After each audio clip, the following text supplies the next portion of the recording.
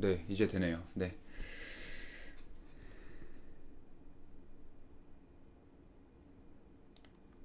오케이.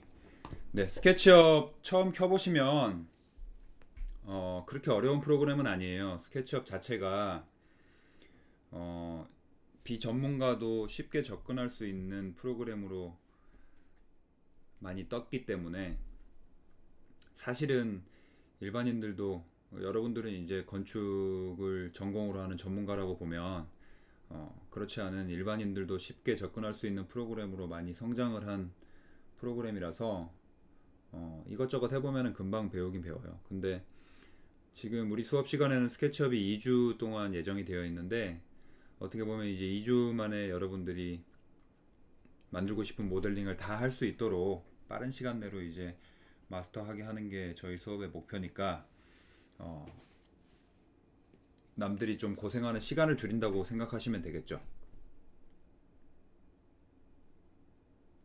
그래서 스케치업 켜보시면, 저랑 조금 인터페이스가 다른 분들도 있을 거예요. 버전에 따라서. 똑같은 버전은 아닐지라도, 기능들은 거의 변함이 없어요. 스케치업은 뭐 몇십 년 동안 자체적으로 크게 변화가 없는 프로그램 중에 하나라서, 큰 차이는 없을 거예요. 제가 2018년 버전을 쓰고 있는데, 큰 차이는 없을 거라고 생각하고, 지금 보고 계시는 인터페이스의 이 버튼들이 저랑 배열이 많이 다르실 거예요. 스케치업을 뭐 한 번이라도 다뤄보신 분들이 있으면 비슷하게 좀 맞춰 놓으신 분도 있겠지만, 캐드에서 이 창들을 막 움직였었잖아요. 캐드에서 움직이는 것처럼 여러분들이 버튼 배열 같은 거를 바꾸실 수가 있는데, 이 버튼 배열 같은 거를 어떻게 하느냐에 따라서 이제 이 모양이 달라지는 거거든요. 그래서 저랑 인터페이스가 다를 수도 있어요. 근데 제가 기본적으로 스케치업에서 가장 많이 쓰고, 이 정도로 좀 화면 구성을 하면은 다루기에 쉽겠다라고 하는 정도가 지금 제가 가지고 있는 세팅이라고 생각이 되는데, 물론 다르게 하시는 분도 있겠지만 저는 요 정도가 제일 편하다고 생각을 하고, 여러분들도 이제 제가 보는 화면이랑 제가 가르치는 화면이랑 좀 어, 비슷하게 맞춰져 있어야 버튼 같은 것도 바로바로 알아보기 쉬우실 테니까 그걸 좀 맞춰 볼게요. 그래서 어떻게 맞추냐면, 스케치업 다 켜셨으면 메뉴에 보시면 이 위쪽에 있는 드롭다운 메뉴, 제일 기본이 되는 이 드롭다운 메뉴 중에서 뷰 쪽에 가시면, 우리가 실제로 이제 떻게 보여지게 하느냐에 대한 설정들이 쭉 있어요. 설정들이 쭉 있는데, 이 바로 아래쪽에 보시면 툴바라고 있죠. 이 툴바를 한번 클릭해 볼게요.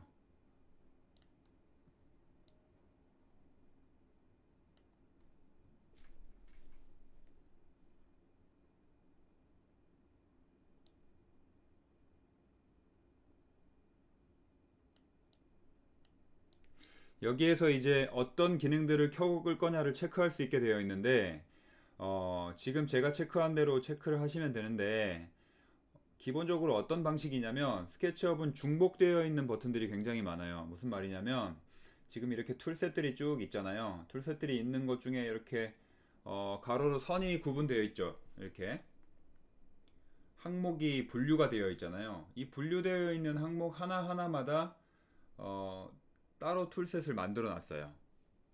왜 그랬는지는 모르겠는데, 다른 툴셋들 다 끄고 한 가지만 켜고 작업하고 뭐 이런 경우도 있다고 생각을 하나 봐요. 근데 그런 경우는 거의 없으니까, 기준 자체를 요런 요런 세세한 항목들은 다 끄고, 이 세세한 항목들 전체가 포함되어 있는 거 하나만 켜면 다 사용할 수 있겠죠. 그래서 그런 방식으로 제가 이제 화면 구성을 해 놓은 거고, 여러분들이 이제 그 체크를 하려고 했을 때 없는 버튼 중에 하나는 이 엔스케이프라고 하는 거는 여러분들이 없을 거예요. 이게 플러그인인데 외부 프로그램이에요. 외부 프로그램. 렌더링 하는 프로그램인데, 스케쳐뿐만이 아니라 이제 라이노라든지 레빗에 다 사용할 수 있는 외부 프로그램입니다. 그래서 이 엔스케이프 관심을 가지고 계신 분들은 교육용으로 부상으로 다운로드해서 사용하실 수 있거든요. 이제 오토캐드랑 다르게 바로 다운로드 할 수 있는 게 아니라, 여러분들 뭐 재학 증명서라든지 학생증이라든지 이런 거를 엔스케이프 코리아의 이메일로 보내야 돼요. 그래서 보내면은 한 3, 4일 뒤에 다운로드 할 수 있게 설정이 되어 있을 겁니다. 그래서 요거는 다운로드 받고 싶으신 분들은 한번 해보셔도 돼요. 뭐 우리 수업 시간에 포함된 건 아니지만 그렇게 되어 있고, 그리고 아래쪽에 있는 버튼들이 이제 제가 켜놓은 버튼들인데, 요거를 제가 그 정리한 캡처 화면이 있으니까 이렇게 보여드릴게요. 이렇게 여기 보시면 툴바에 샌드박스, 섹션, 섀도우, 솔리드 툴, 스탠다드, 스타일, 뷰, 이렇게는 굉장히 많이 쓰는 기능들이에요. 그래서 찾아가지고 여러분들이 요 기능들에만 체크를 좀 해주세요. 요 기능들에만. 나머지 것들은 다 꺼두셔도 무방합니다. 버전이 다를 수도 있으니까 요것도 예전 버전으로 작성되어 있는 화면이기 때문에 제가 두 가지로 다 띄워드릴게요.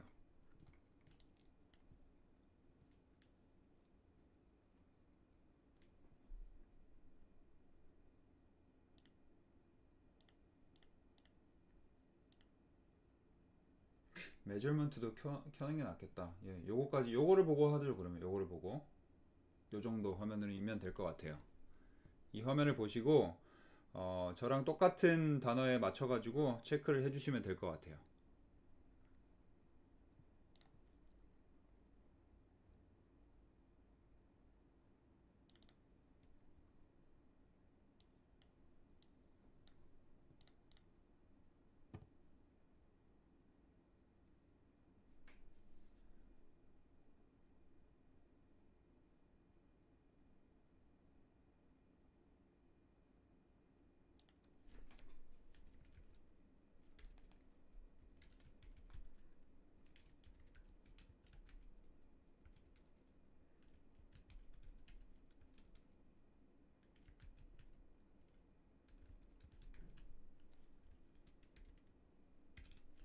요거는 제가 일부러 안 껐는데, 요거 중간에 계속 말씀드리면 여러분들도 똑같은 상황이 생길 거예요. 제가 이 경고창 일부러 지금 계속 띄워놓게 해놨거든요. 이게 무슨 뜻이냐면 스케치업 자체는 오토세이브 기능이 있잖아요. 모든 프로그램이 여러분들이 작업을 한 것들을 5분 단위로 지금 그 자동 저장하게 세팅이 되어 있을 거예요. 기본 시간이. 오토세이브 파일을 어디다 저장하냐면 여러분들이 만들어 놓은 본 파일 있잖아요. 저장한 본 파일에 항상 같은 폴더에 만들어줘요.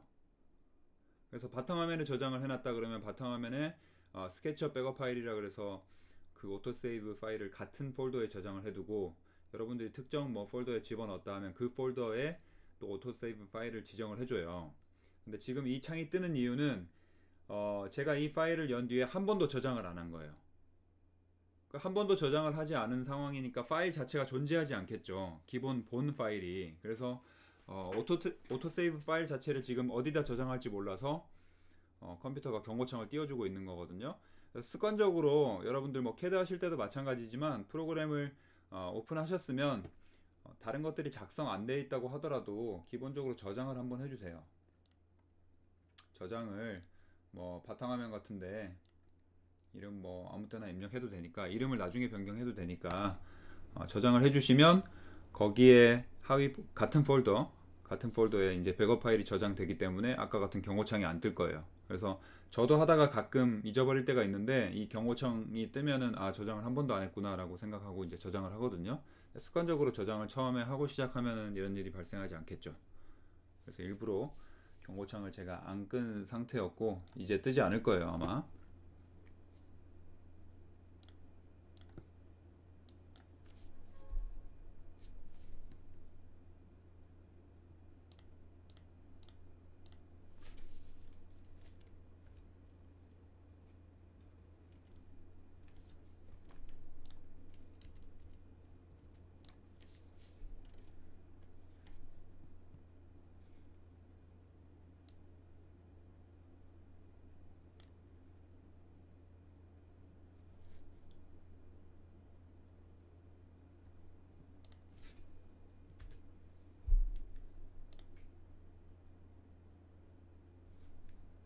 다 설정하셨죠?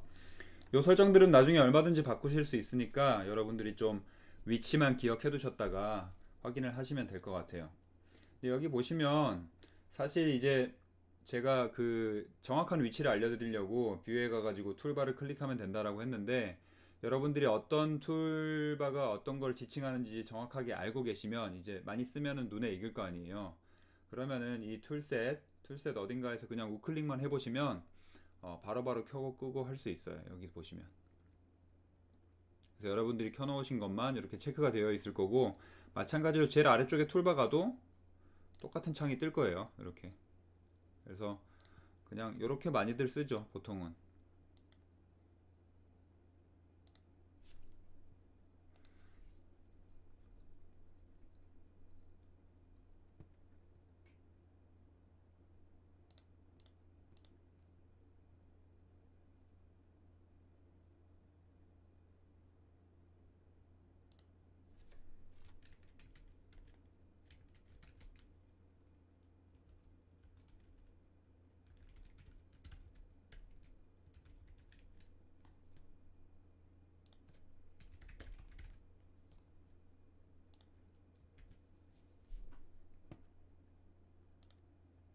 되겠죠? 자, 그 다음에 다시 메뉴에 가셔서 윈도우에 가시면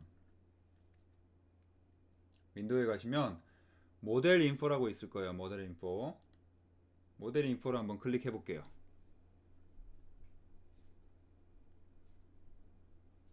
모델 인포에 가시면 기본적으로 이제 스케치업을 한번 켰다 끄면은 이런 거를 설정하거나 다시 보실 일이 없으실 텐데, 혹시나 이제 유닛이 안 맞을 때가 있거든요. 우리는 밀리미터 단위의 유닛으로 작도를 하잖아요. 밀리미터 단위가 안 되어 있거나 아니면 뭐 미국 단위인 인치 피트 단위로 되어 있거나, 이런 경우에는 모델링이 크게 잘못되겠죠. 그래서 그 유닛이 제대로 되어 있는지, 아마 처음에 오픈을 하면은 그 프리셋 파일, 그러니까 밀리미터 단위로 되어 있는 아키텍처럴 밀리미터라고 하는 프리셋 파일로 시작을 할 거예요. 그런 경우에 이제 고정이 되어 있겠지만, 여기 보시면 뭐 architectural, decimal, engineering, fractional 이렇게 되어 있는데, 아마 architectural이 인치 피트 단위일 테고, 그쵸? 그 다음에 데시멀이 100단위인데 우리는 밀리미터 단위로 작도를 하니까 데시멀로 바꿔주시고 단위를 밀리미터로 바꿔주시면 되겠죠. 요게 세팅이 아마 기본적으로 다 되어 있을 텐데, 혹시나 안 되어 있으신 분들은 요거를 맞춰주시면 되고, 프리시전이라고 하는 건 정확도를 어느 단위로 할 거냐. 지금 0mm니까 소수점 단위는 모델링 자체를 하지 않는 거예요. 그래서 제가 말씀드렸다시피 건축 쪽에서는 2mm 단위도 잘 안 쓴다고 말씀드렸죠. 시공 오차라는 게 존재하기 때문에 가구를 만들지 않는 한 1mm 단위도 잘 쓰지 않는다. 그래서 사실은 이것보다 조금 더 10단위로 우리가 맞춰도 되지만 10단위의 프리시전은 아예 없어요. 그래서 이렇게 맞춰주시면 되고, 그 다음에 스냅핑이라고 하는 거는 이제 스케치업도 눈에 보이지 않지만 CAD에서 그리드 스냅처럼 단위마다 이렇게 탁탁탁 마우스가 살짝씩 고정되는 그 스냅핑이 있어요. 그 스냅핑 단위를 얼마의 단위로 할 거냐. 지금 그래서 1mm로 되어 있죠. 그래서 이런 것들을 여러분들이 모델링하는 스케일에 따라서 10mm라든지 뭐 100mm라든지 변경을 해주실 수는 있겠다.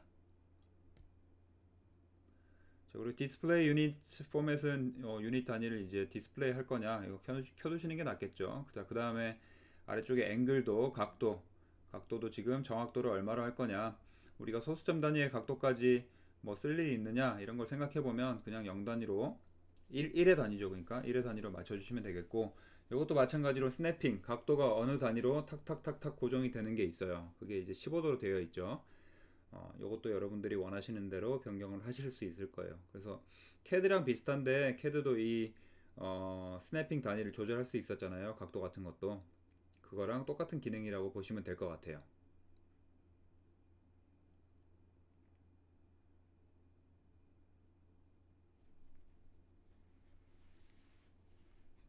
나머지 것들도 다 이제 그 모델 인포메이션에 대한 세팅들을 조금씩 바꾸는 건데, 뭐 폰트를 뭘로 할 거냐.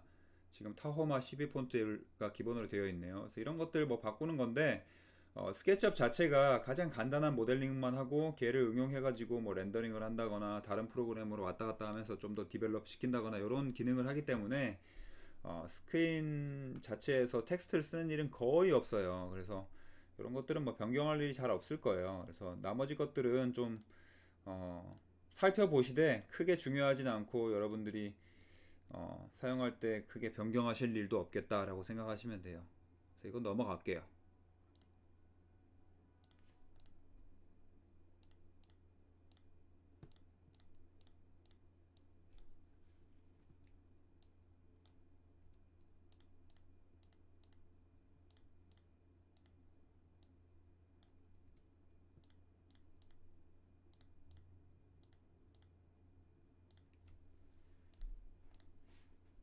자, 그 다음 중요한 게 CAD에서도 단축키가 얼마나 중요한지 드로잉을 하면서 느끼셨을 거예요. 근데 이거는 모델링 툴이긴 하지만 마찬가지로 아이콘 클릭했다가 명령 하나 실행하고 아이콘 클릭했다가 명령 하나 실행하고 하면은 동작이 많이 느려지겠죠. 모델링 특히 이제 3차원을 다루는 모델링이기 때문에 여러분들이 단축키를 반드시 익혀서 사용하셔야 모델링을 조금 더 빠르고 정교하게 할 수 있어요. 그래서 단축키는 여러분들이 사용하시면서 이제 조금씩 익혀 나가시면 되지만 요거는 미리 단축키 설정을 어디다 하는지 알려드리고 시작을 할게요. 똑같이 메뉴 쪽에 가셔가지고 윈도우에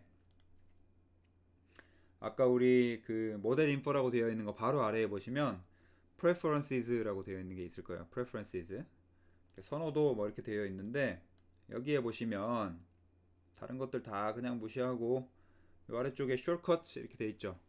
shortcut 지름길이라고 되어 있네요. 여기 보시면 단축키 설정이 기본 프로그램이랑 조금 달라요. 좀 다르고 좀 불편하게 되어 있는데 이것도 뭐 십몇 년 동안 변하지 않고 그냥 이렇게 계속 쓰고 있더라고요.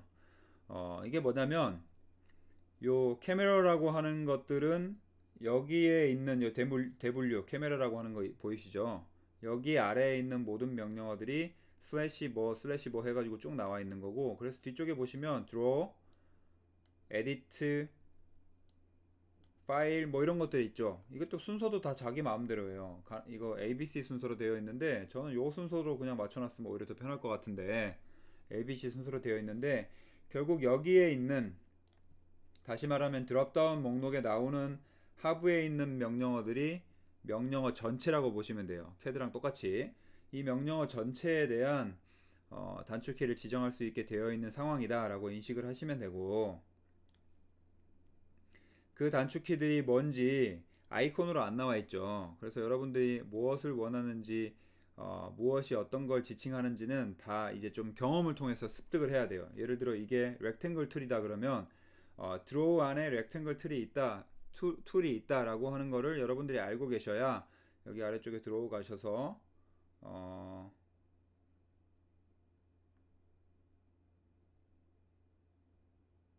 드로우 아래 없나 봐요. 그러면은 어디 있을까? 툴에 있을라나?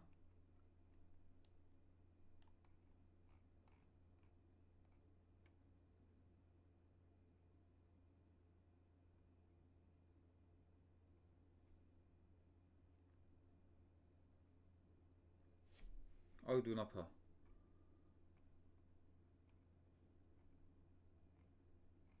툴에도 없네?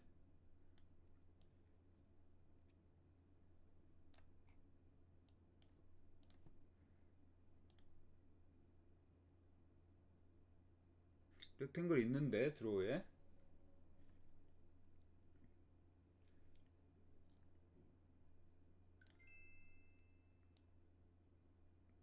다시 봅시다.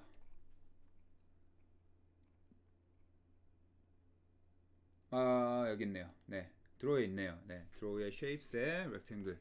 그러니까 이게 어디에 무슨 툴이 있는지 여러분들이 알고 계셔야 이걸 찾아갈 수 있는데, 그래서 좀 불편해요. 이거를 뭐 바꿀 수 있는 상황은 아니고 이렇게밖에 제공을 안 해주고 있기 때문에 여러분들이 이 드롭다운 메뉴에서 어디에 있는지 찾아보신 다음에 거기에 해당되는 단축키에 가셔서 지정을 하는 방식이에요. 방식 자체는. 그래서 다 안다는 가정하에 어떻게 바꾸느냐, 하나를 클릭해보면 지금 이 Field of View 그 각도 조절하는 건데, 카메라의 각도 조절, 여기 보시면 Add Shortcut 있고 Assigned 이렇게 돼 있죠. Add Shortcut이라고 하는 게 숏컷을 더 입력하겠다라는 뜻이고, Assigned는 지정되어 있다라는 뜻이겠죠. 근데 지금 둘 다 비어 있는 거는 여기에 대한 단축키는 설정이 안 돼 있다는 거예요. 많이 안 쓰니까. 왜 단축키를 많이 지정을 못 하냐면 CAD 같은 경우는 이제 단축키를 알파벳 한 글자도 되고 두 글자도 되고 세 글자도 되잖아요. 그러니까 여러분들이 원하시는 만큼 단축키를 쭉 입력하신 다음에 지정을 하시면 되는데 스케치업 같은 경우에 단축키는 알파벳을 그냥 하나밖에 입력을 못해요. 그러니까 여기에다가 뭐 스타트라고 하는 글씨를 쓸 수가 없어요. S면 S, T면 T 이렇게 그냥 한 알파벳 하나만 입력할 수밖에 없거든요.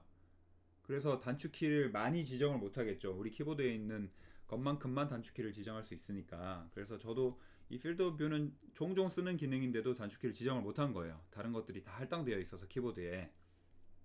근데 이제 조합 자체를 어떻게 할 수는 있냐면 컨트롤, 쉬프트, 알트를 같이 써가지고 지정할 수는 있어요. 예를 들어 컨트롤 S 같이 누르면은 우리 뭐 세이브 되는 것처럼 컨트롤 플러스 W를 뭐로 지정하고 뭐 쉬프트 플러스 뭐 알파벳 I를 뭘로 지정하고 이런 것들은 다 하실 수가 있어요. 근데 뭐 그렇게까지 지정을 해서 하고 싶으면 하셔도 되고 뭐 그게 좀 불편하다 싶으면은 잘 안 쓰는 기능들은 단축키를 빼놔도 되겠죠. 그래서 저도 단축키가 빠져 있는 것들이 많다.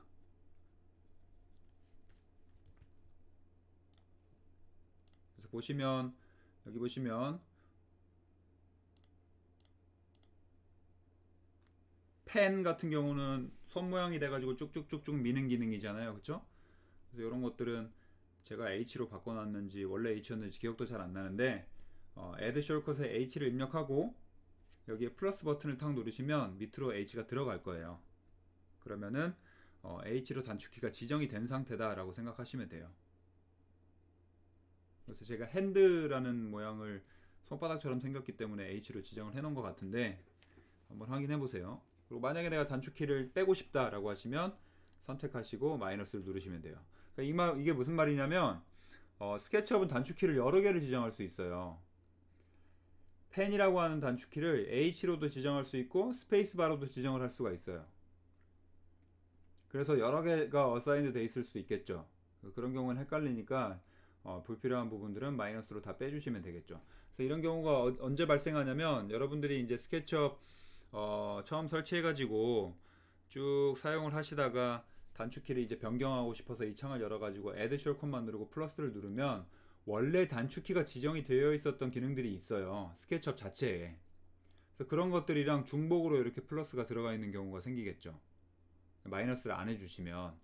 그런 경우에는 좀 불편할 수 있으니까 여러분들이 마이너스를 꼭 해가지고 좀 지정을 하시는 게 좋겠다. 지금 이런 경우죠, 이런 경우. 네. 줌 익스텐트를 많이 사용하는 기능인데 사실 이제 컨트롤 E가 아마 제가 넣은 기능일 거예요. 컨트롤 E. 근데 Shift G, 뭐 컨트롤 Shift G 이런 것들이 다 지정이 되어 있죠. 그래서 이런 것들은 다 빼주시는 게 좋겠죠. 네. 또 마찬가지로 이런 것들 잘 맞춰가지고 여러분들이 다 지정을 하시면 되겠다. 그래서 어디다가 지정하는지 알려드린 거니까 여러분들이 프로그램을 사용하시다가 필요한 기능들이 있으면 중간중간에 추가해서 넣으시면 되겠죠.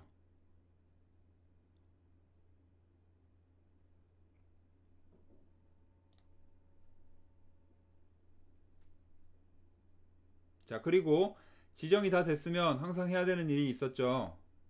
익스포트 시켜야겠죠. 여러분들이 쭉 작성하신 요 파일들을 들고 다니면서 사용을 하셔야 된다 그랬잖아요. 그쵸? 들고 다니면서 다른 컴퓨터에서도 사용할 수 있게 해야 되기 때문에 요 기능들을 여러분들이 잘 사용할 수 있게 파일을 보관을 해 놔야겠죠. 그쵸?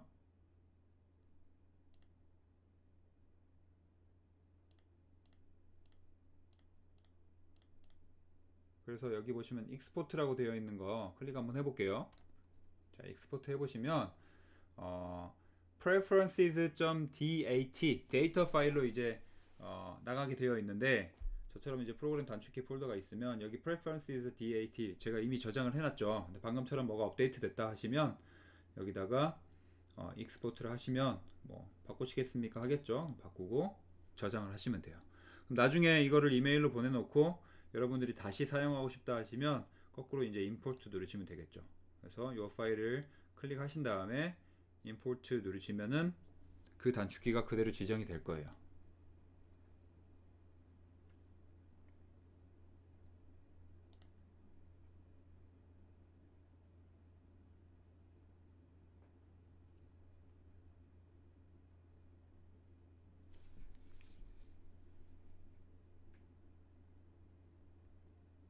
됐죠? 그래서 저는 이 그 스케치업 단축키를 바꾸는 원칙이 캐드랑 좀 많이 맞춰놨어요. 그러니까 예를 들면 라인 그리는 거는 우리 캐드에서 L로 지정을 했으니까 스케치업도 L로 바꾼다든지, 카피를 C로 했으니까 스케치업도 뭐 C로 바꾼다든지, 그래서 그런 것들을 저는 쭉쭉 맞춰놨거든요.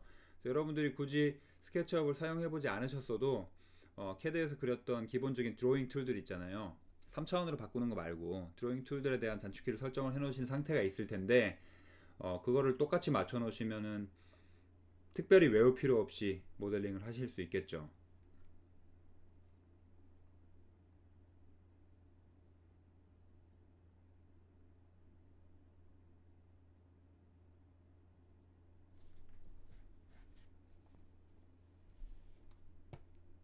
그리고 그 아까 툴바 쭉 막 켜셨을 때 이 창들이 들쭉날쭉해서 막 바깥으로 삐져나가 있고 어디에 붙어 있고 막 다 다를 텐데, 그냥 여러분들이 원하시는 대로 깔끔하게 정리를 해 놓으시면 돼요. 저는 이제 이 앤스케이프 창이 제일 마지막에 붙어 가지고 바깥쪽에 좀 삐져나갔는데, 여기 있는 이 큰 거, 이게 이제 라지 툴셋바라고 해가지고 가장 많이 쓰는 기능들이 모여 있는 기능이라서 왼쪽 편에 붙여놨고, 이 위쪽 편에 있는 거는 뭐 파일을 열고 닫고 하는 거나, 아니면은 이제 모델링이 다 끝나고 난 뒤에 하는 설정도 있잖아요. 뷰를 설정을 바꾼다든지 머티리얼 설정을 바꾼다든지, 아니면 이제 3차원 모델링, 뭐 지형 모델링, 그 다음에 레이어 설정, 이런 것들은 직접적인 드로잉이랑 상관없는 기능이기 때문에 제가 좀 위쪽으로 빼놨어요.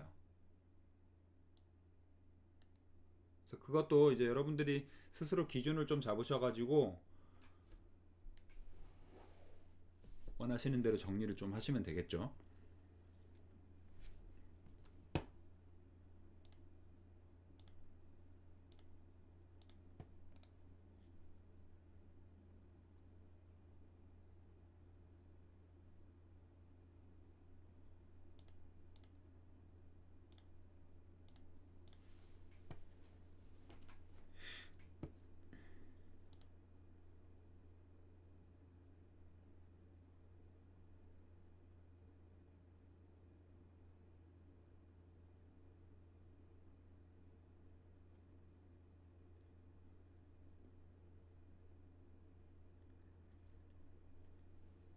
그리고 마지막으로 하나만 더 말씀드리면, 스케치업이 이제 어떤 버전 이후에는 제가 몇 년도부터인지 잘 기억은 안 나는데, 요 디폴트 트레이라고 하는 게 생겼어요. 디폴트 트레이라고 하는 게 생겼는데, 원래 이 기능들이 없었던 건 아니에요. 원래 이 기능들이 뭐 엔티티 인포라든지 레이어즈, 컴포넌트, 스타일, 섀도우 뭐 이런 게 다 지금 보시는 것처럼 별도로 다 켜고 끌 수 있었어요. 그래서 포토샵처럼 원하는 것만 켜놓고 작업을 했었는데, 어느 순간 이제 디폴트 트레이라는 게 생겨가지고 이 트레이 안에 나머지 기능들을 다 모아놓은 상태로 변경이 됐어요. 그래서 이 디폴트 트레이 중에서 어떤 것들을 켤 거냐, 켜면은 다 여기에 이제 한꺼번에 다 정리가 되게끔 변경이 됐거든요. 그러니까 예전에는 이것도 다 창이 하나하나로 따로 떨어졌었어요.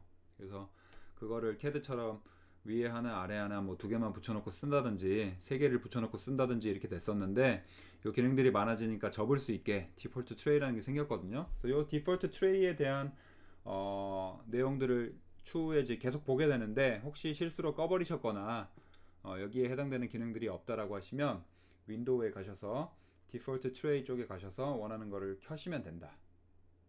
이렇게. 그래서 이것도 마찬가지로 기본적으로 아마 이렇게 켜져 있을 거예요. 요거는 제가 딱히 바꾼 적이 없는 걸로 기억하는데, 이 상태대로 여러분들이 켜고 사용하시면 되고, 실제로 이제 네, 다 많이 쓰는 기능들이에요. 다 많이 쓰는 기능들 요거까지. 가끔 이제 소프트 엣지도 사용하긴 하는데, 네, 이렇게까지 제일 많이 사용하는 기능들이다라고 생각하시면 돼요.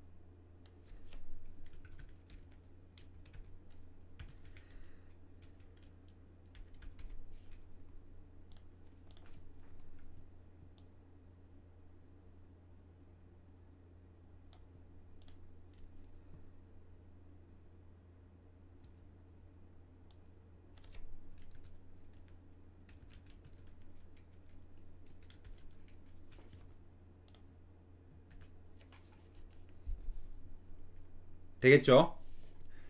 자, 그러면 여러분들이 이제 스케치업에 대한 기본적인 세팅이랑 스케치업 인터페이스를 이제 맞출 수 있는 상황이 된 거예요. 그래서 저랑 비슷하게 맞춰져 있어야 되고 바로 이제 모델링 들어갈 거예요.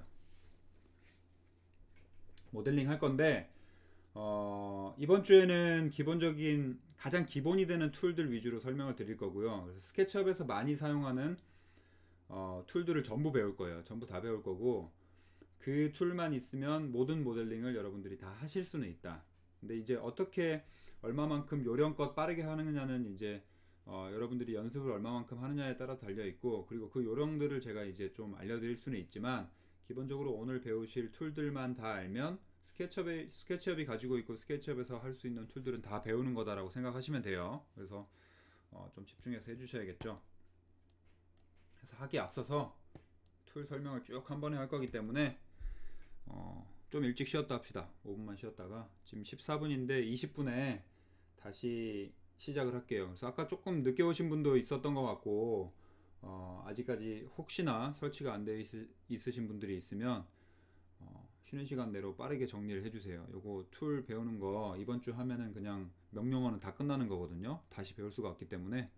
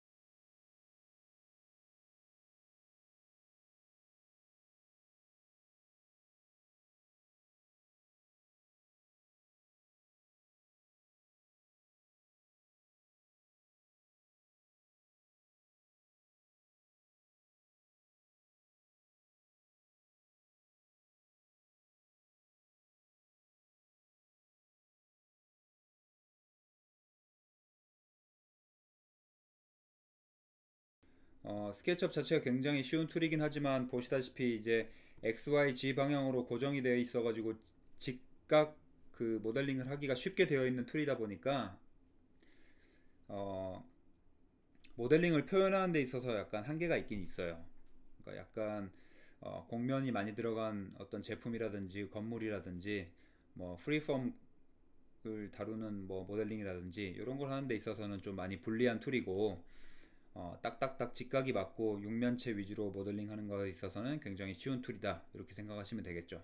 그래서 직선을 그리는 건 항상 한 점과 다른 점을 찍으면 직선이 그려지니까 다음 점을 찍으면 이렇게 직선이 그려지겠죠. 그리고 기본적으로 캐드에서 했던 것처럼 폴리라인이 기본인데, 그러니까 폴리라인이라고 하는 게 라인이 여러 개 라인을 한 번 그리고 끝내는 게 아니라 계속적으로 연속해서 그릴 수 있게 되어 있고, 바깥쪽에 있는 이 개체도 그대로 인식을 해가지고 스냅핑 자체도 다 먹게 되어 있어요. 기본 세팅 자체가.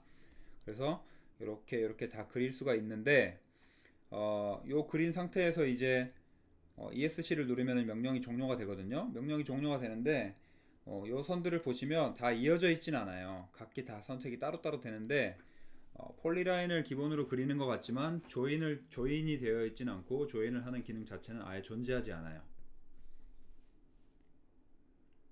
그래서 지금 라인을 그렸을 때 라인 그리는 툴 자체에서 여러분들이 이제 명령 종료가 되면 그냥 ESC를 누르시거나 아니면 선택 툴이라 그래가지고 셀렉트를 하시면 되는데, 여기 보시면 화살표 있죠. 화살표. 이게 이제 셀렉트 툴이거든요. 선택 툴. ESC를 누르거나 선택 툴을 하시면 명령 종료가 되는데, 항상 그래서 셀렉트 툴 자체를 여러분들 디폴트로 생각하시고 명령을 하시다가 종료하고 싶다 그러면 셀렉트 하시다가 셀렉트 이런 식으로 가셔야 돼요. 가시는 게 편하실 거예요. 그래서 이 셀렉트 하는 기능 자체를 바로바로 쉽게 그 명령어를 바꿀 수 있도록 여러분들이 설정을 해 놓으셔야 되거든요. 근데 기본적으로 아마 스페이스바가 셀렉트로 되어 있을 거예요. 그래서 우리 그 명령하다가 명령 완료되면 스페이스바 누르잖아요. 엔터 치는 것처럼. 제가 그렇게 설정했는지는 모르겠는데 하여튼 스페이스바를 많이들 사용하시고 저는 이제 V키로 바꿔놨는데 그게 아마 포토샵이랑 똑같은 방식인가 그럴 거예요. 포토샵에서 V키가 선택이었나 아마 그럴 거예요. 그래서 제가 그걸로 바꿔놨던 걸로 기억하는데, 그래서 여러분들도 반드시 최소한 요 셀렉트 키는 단축키를 지정해 가지고 바로바로 바꿔서 사용하실 수 있게 설정을 바꿔 놓으시는 게 좋을 것 같아요. 선택 툴, 이렇게 화살표가 뜨는 툴을 바로 바꾸실 수 있어야 명령어를 여기저기로 바로 넘겨가면서 사용하시기가 편할 거예요.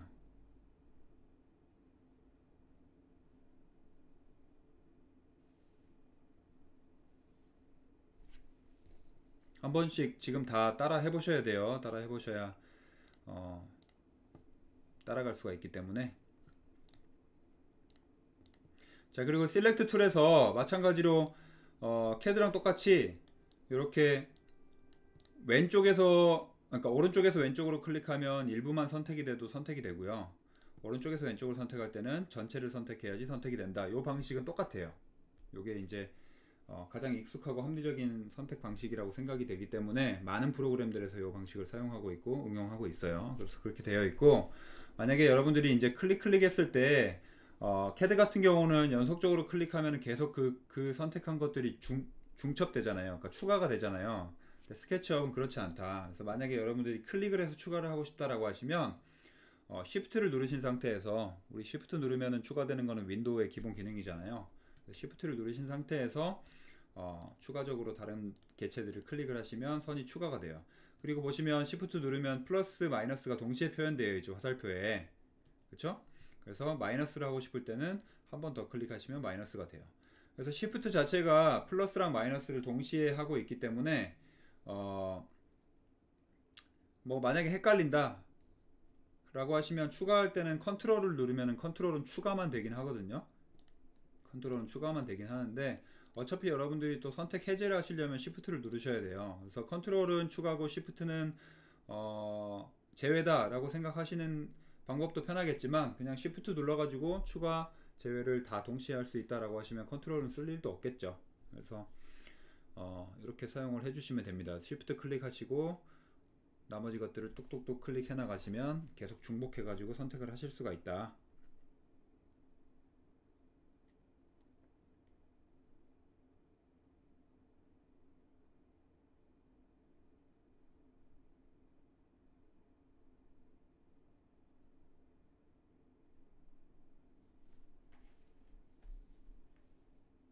되겠죠? 지우는 거는 erase라 그래가지고 여기 이제 지우개 모양이에요. 이게 왜 지우개 모양이 이렇게 생겼는지 모르겠는데 하여튼 이렇게 생겼어요. 그래서 저는 이것도 2키로 바꿔놨는데 지우개를 선택한 상태에서 이렇게 클릭만 하면 지워지고요. 바로바로 이렇게 거꾸로 선택을 하신 상태에서 캐드랑 마찬가지로 명령어로 입력하고 개체를 클릭하면 명령어에 대한 명령을 해주고, 거꾸로 선택 먼저 하고 명령어를 입력하는 경우도 있었잖아요. 근데 이런 경우에 이제 스케치업은 선택을 하고 나서 지우개 키를 눌러도 지워지진 않아요. 무조건 다시 한번 선택을 하셔야 돼요. 그래서 지우개 erase 키를 누르시거나, 또는 캐드도 마찬가지로 딜리트 키가 먹거든요. 스케치업도 캐드랑 똑같이 딜리트 키, 그냥 딜리트를 누르시면 erase 명령어가 아니더라도 삭제를 하실 수가 있어요. 그래서 이렇게 그려졌을 때, 예를 들어 이렇게 있을 때 그냥 선택을 하신 상태에서 딜리트 키를 눌러도 지워진다. 거꾸로 갈 때. 근데 딜리트를 누른다고 erase 명령어가 켜지는 건 아니에요. 두 개가 상관관계가.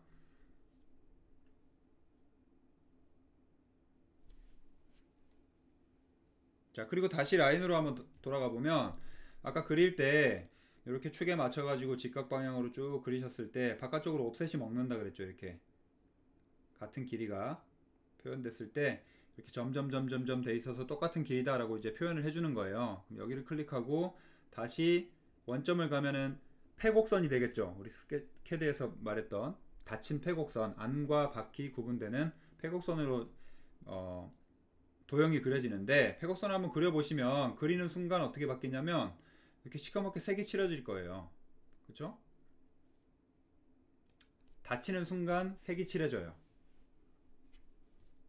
그리고 이것도 그냥 하기 전에 좀 미리 말씀드리면, 올빗 기능, 그 3차원적으로 돌려가면서 볼 수 있는 기능은 마우스 휠을 클릭하신 상태에서 화면을 돌리시면 돼요. 마우스 휠 클릭하고 돌리는 거. 그 다음에 펜이라고 아까 있다 그랬죠. 핸드 모양 여기 있는데, 손바닥 모양 펜을 클릭하시면은 이렇게 화면을 이동할 수 있는데, 여러분들이 올빗을 하다가 작업을 하다가 다시 펜을 눌러서 왔다 갔다 하기 귀찮잖아요. 그쵸? 그래서 사실 펜 저도 이렇게 H로 지정을 해놨지만 요 단축키를 쓸 일은 없는 게, 이렇게 작업을 하시다가 내가 만약에 화면을 펜을 하고 싶다라고 하시면 Shift를 누르신 상태에서 마우스 휠을 클릭하시면, Shift를 누르신 상태에서 마우스 휠을 클릭하시면 펜 기능으로 바뀌어요. 일시적인 펜 기능으로. 그래서 이 명령어가 존재하지만 잘 사용할 일은 없겠죠.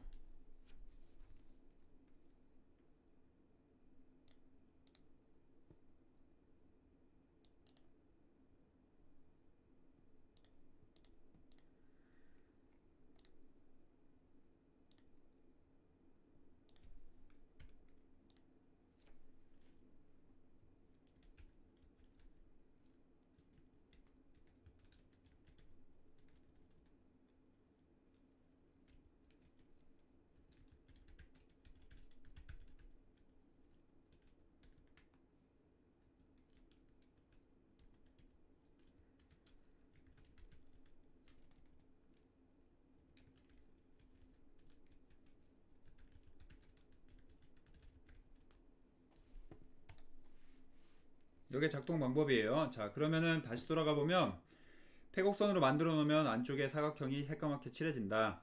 근데 이게 이제 칠해지는 걸 보시면 다시 여기서 선택 툴을 한 상태에서 이 바깥쪽에 있는 선들은 다 따로따로 선택이 가능했었고, 원래 패곡선이 되는 순간 안쪽이 칠해지는데 이 안쪽의 면도 따로 선택이 돼요. 그래서 선택이 됐다는 거를 인식하게 하기 위해서 이렇게 다트로 점점점점점 해치를 해주는 걸 볼 수 있어요. 선택이 해제되면 빠지고, 클릭하면 다시 점점점점점 이렇게 표현이 되죠. 내가 선택이 되어 있다는 것을 표현하기 위해서. 그래서 이건 무슨 말이냐, 닫힌 패곡선인 경우에는 선과 면이 만들어지는데 그 면은 따로 선택할 수가 있다. 그래서 편집하실 때 선이랑 면을 따로 선택해 가지고 각기 편집이 가능하다.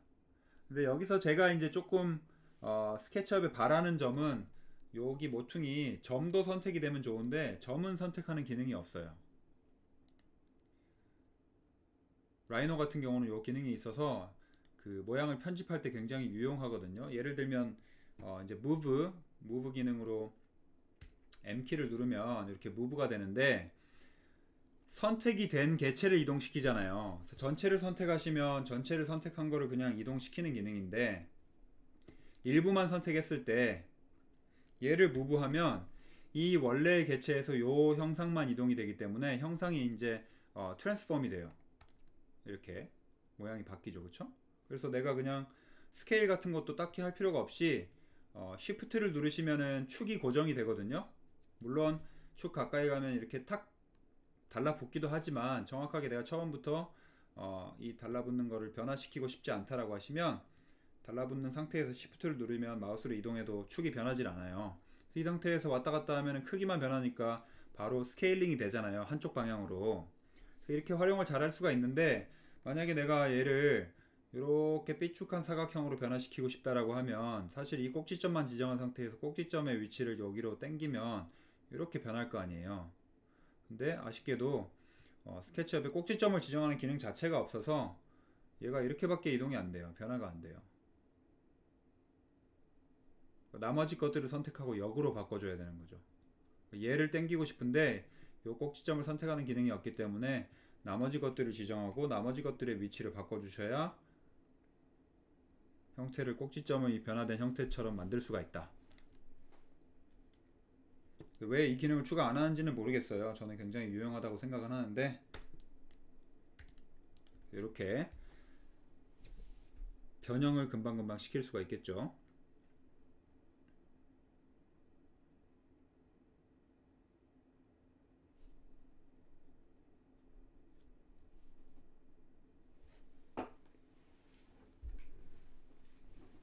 자, 그리고 이렇게 닫혀진 상태의 사각형이 그려지는 게 왜 중요하냐, 스케치업만이 가지고 있는 가장 강력한 기능인 푸시 풀 툴 때문에 그런데, 푸시 풀이 뭐냐면 밀고 당기다, 푸시는 밀다 라고 하는 영어 단어고 풀은 당기다 라고 하는 영어 단어잖아요. 여기 있어요. 여기 푸시 슬래시 풀 이렇게 되어 있죠.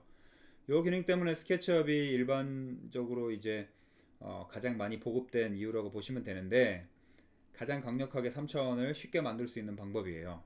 이 푸시풀 툴을 클릭을 해보시면 밀고 당기다라니까 어떤 개체를 밀고 당기는 기능인데, 이 푸시풀은 면에만 먹어요. 선이 아니라. 그래서 반드시 지금처럼 닫혀진 면이 있어야 이 푸시풀 툴을 사용할 수 있고, 그 닫혀진 면을 통해서 3차원의 개체를 갈 수 있다. 다시 말씀드리면 우리가 그린 선은 2차원이죠. 그러니까 2차원이라는 게 차수를 치면은 점이 가장 기본적인 1차라고 치면, 점에서 점들의 집합, 점을 계속 연속해서 리미트로 찍으면은 걔가 선이 되잖아요. 그쵸? 그래서 걔가 선이 2차다라고 치면은, 선을 또 무수히 많은 선들을 굉장히 촘촘하게 옆으로 쭉 배열을 하면은 걔가 면이 되는 거잖아요. 그래서 걔가 차수로 치면 3차원이다. 그러니까 우리 뭐 3디멘전의 3차원을 말하는 게 아니라 단수로 치면 3단계다 라고 하면, 거기서 한 단계 더 나아간 게 볼륨이잖아요. 그 볼륨인데 걔는 어떤 방식이냐, 이렇게 생긴 요 사각형의 면을 Z축 방향으로 계속 잘게 쌓아가지고 3차원, 그러니까 차수로 치면 네 번째 단계로 가는 방향이다 라고 생각하시면 돼요. 그래서 반드시 그 전 단계가 필요하겠죠. 그 전 단계를 만들기 위해서 우리가 면을 만들어 주는 거고, 그 면은 패곡선이어야 가능하다 라고 인식하면 될 것 같아요. 그래서 푸시풀 툴을 눌러보시면 이 엣지 부분에서는 먹지 않고요, 엣지 부분 근처에 갔을 때 이 패곡선이 자연적으로 선택이 되게 되어 있어요. 이렇게. 그래서 얘를 클릭하시면 얘를 위아래로 이렇게 내가 원하는 방향으로 밀고 당길 수가 있어요. 근데 내가 정확한 수치만큼 입력하고 싶다라고 하면 수치를 입력해야겠죠. 근데 스케치업 방식은 명령어를 내가 어딘가에서 입력을 하는 방식이 아니에요. 지금 눈치채신 분이 있겠지만 커맨드 창이 없어요. 명령어를 입력할 수 있는 창 자체가 없어요. 그렇죠? 그래서 내가 원하는 수치를 그냥 입력하고 싶다라고 하시면 지금 내가 원하는 방향으로 마우스 커서를 위치시킨 다음에 그냥 거기에 해당되는 수치를 입력만 해주시면 돼요. 예를 들어 500이다 그러면 그냥 500, 아니면 5000이다 그러면 5000 이렇게 입력을 해주시면 그냥 그 수치만큼 올라가는 거예요. 그렇죠? 5000만큼 정확히 올라갔죠.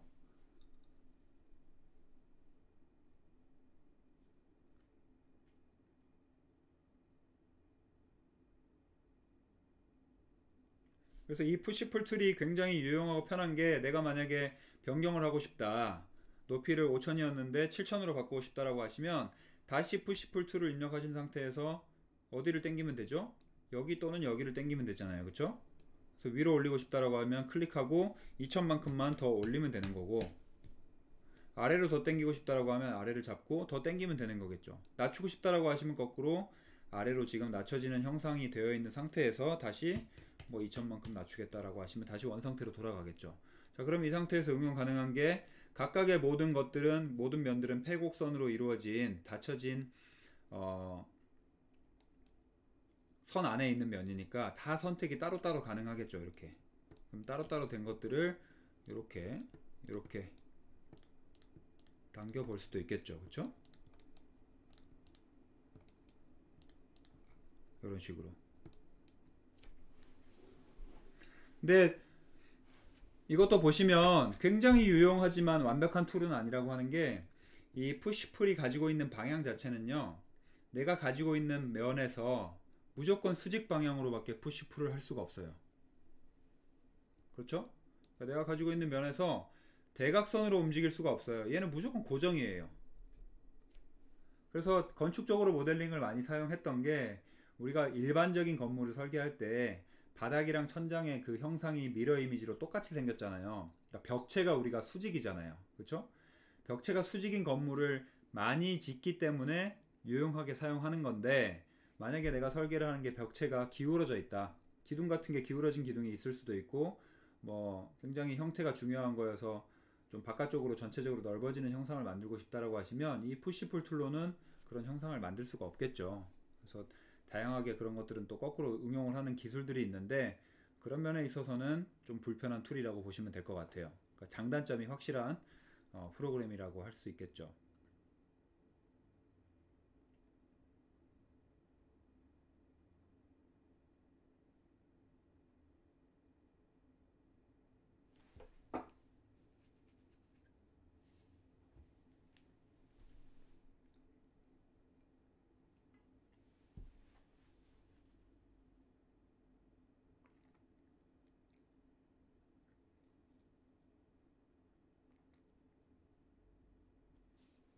자, 그리고 이 상태에서 보시면 다시 선택 툴을 했을 때, 내가 선택하는 것들이 이제 선 또는 면을 선택할 수 있다 그랬잖아요. 선 또는 면을 선택했을 때 얘를 삭제를 해버리면 어떻게 돼요? 구멍이 뚫려요. 이렇게 속이 빈 것처럼.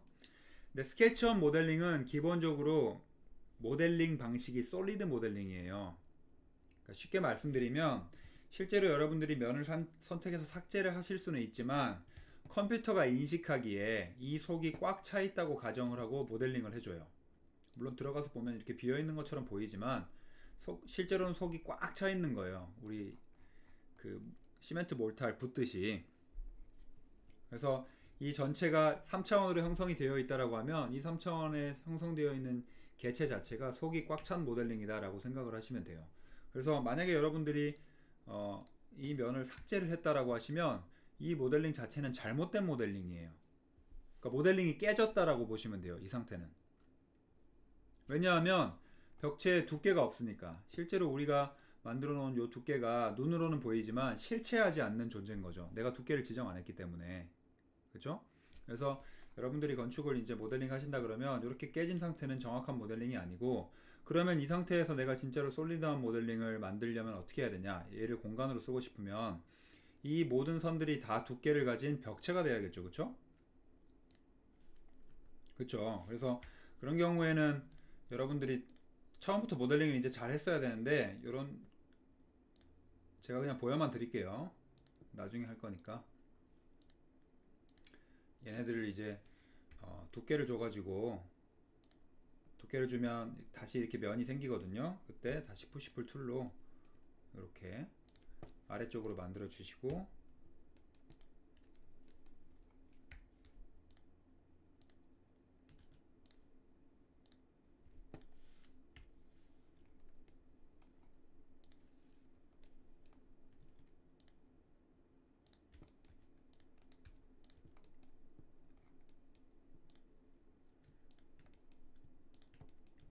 요것도 이제 그 안쪽 면이랑 바깥쪽 면, 그러니까 윗면이랑 아랫면의 색깔이 달라요. 하얀색이랑 이렇게 약간 짙은 색이랑 두 가지로 표현이 되는데, 요게 이제 실제 안쪽에 있던 면이기 때문에 이렇게 표현이 되어 있는데, 얘도 이제 이렇게 색깔을 바꿔줘야 돼요.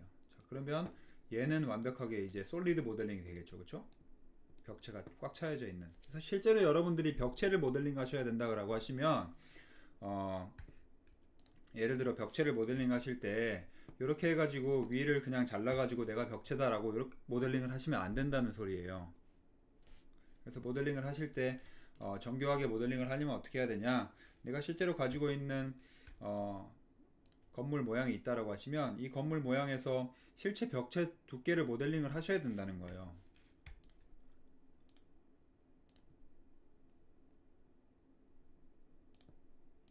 그렇죠? 여기서 내가 벽체 두께가 얼마인지 정확하게 계산을 해가지고 바깥쪽으로 얼마만큼 가는 모델링을 해야겠죠. 그렇죠? 그러면은 우리 벽체 두께 줄 때 어떻게 했었죠? 캐드에서 옵셋 기억나시죠?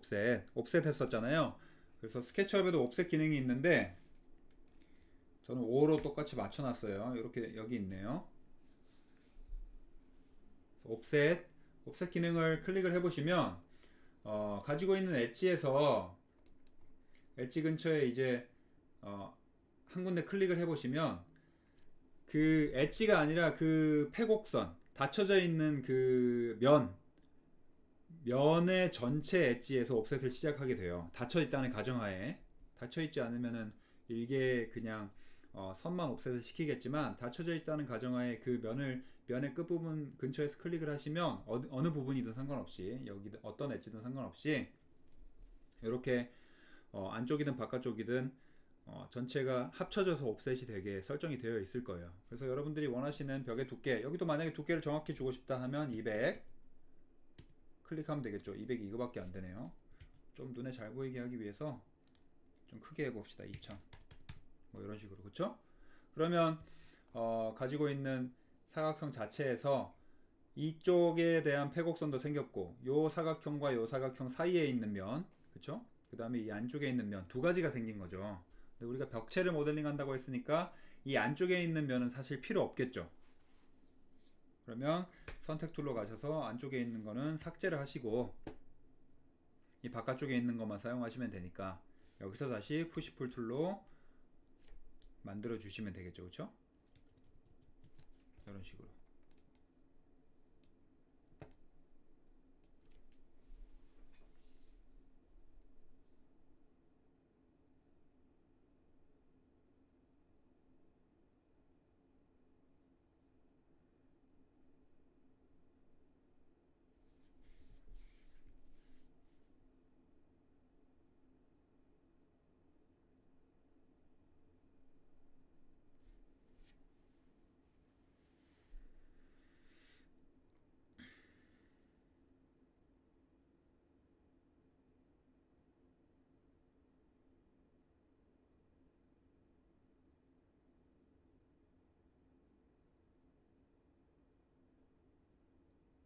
되겠죠? 자, 그 다음에 렉탱글 툴이랑 서클 툴을 한번 해볼게요.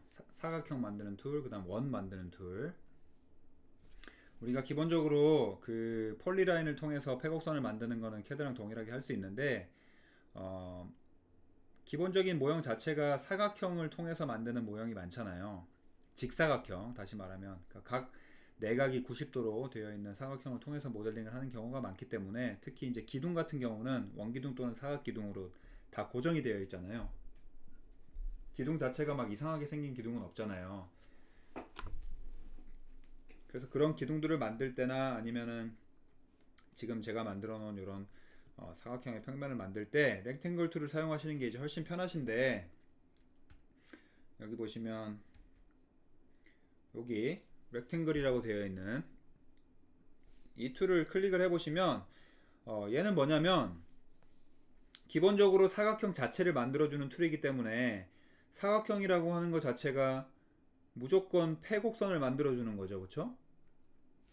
그래서 한 점을 찍고 다른 점을 찍으면 사각형이 만들어지잖아요. 첫 번째 점과 대각선점. 그래서 이렇게 클릭을 하는 순간 무조건 4개의 선과 안쪽에 있는 면까지 다 한 번에 만들어주는 거예요.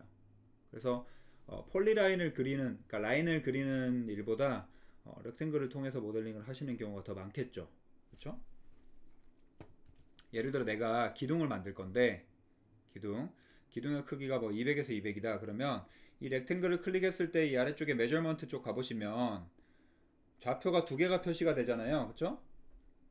뭐뭐뭐뭐 콤마 뭐뭐뭐뭐 이렇게 돼 있죠. 그래서 여기서 여러분들이 그냥 나는 200에 200짜리 각기둥을 만들겠다 라고 하시면 그냥 렉탱글 놓은 상태에서 200, 200 이렇게 입력하시면 그냥 200에 200짜리 기둥이 자동으로 밑바닥에 만들어지는 거예요. 순서는 X, Y가 이제 순서로 되어 있겠죠. 그렇죠? 그럼 여기서 높이를 지정하고 푸시풀로 올린다. 200짜리 기둥이 나는 높이가 4000만큼 올라가겠다 라고 하시면 4000 입력하고 엔터 이렇게 치면 되겠죠.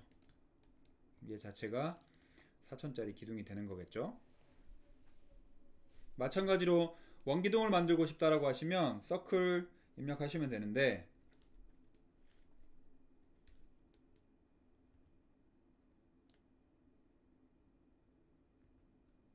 여기 있어요. 바로 아래에 서클.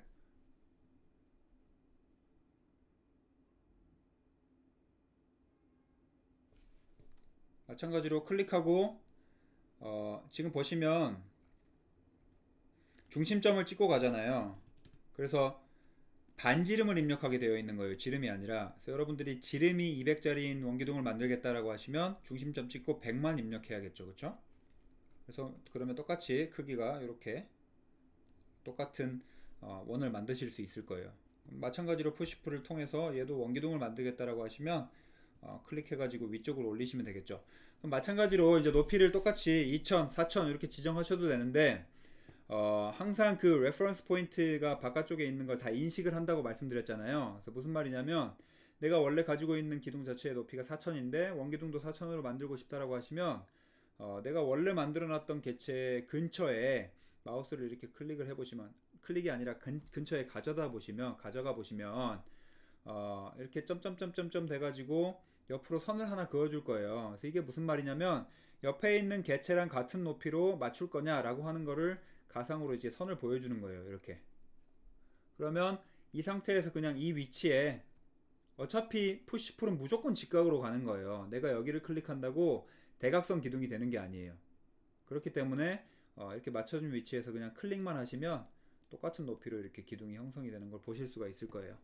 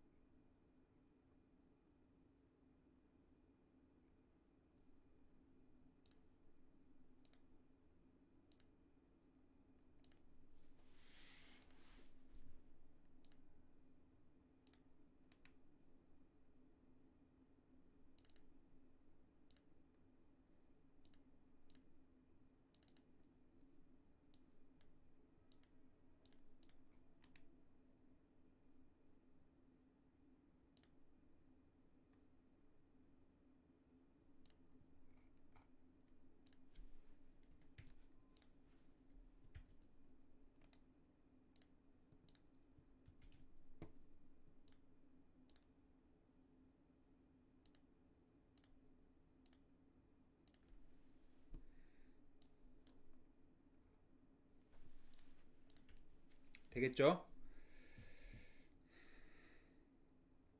자, 그 다음에 move 기능, 이동 기능을 해볼 건데, 아까 말씀드린 것처럼 스케치업에서 이제 muve를 하실 때는 내가 이동시키고자 하는 개체를 전부 선택을 해주셔야 돼요. 일부분만 선택이 가능한 시스템이다 보니까 muve는 똑같이 제가 M으로 바꿔놨는데 여기 있어요. 여기 전후좌우 화살표 되어 있는 거, 이 muve를 클릭하신 상태에서 여러분들이 만약에 특정한 부분을 선택을 한다.